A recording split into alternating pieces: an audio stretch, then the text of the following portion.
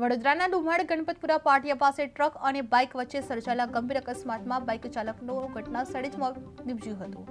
મૃતકની ઓળખ વલ્લભભાઈ સોમાભાઈ પટેલ તરીકે થઈ છે, જે મૂળ ખેડા જિલ્લાના સનાદરા ગામના રહેવાસી હતા।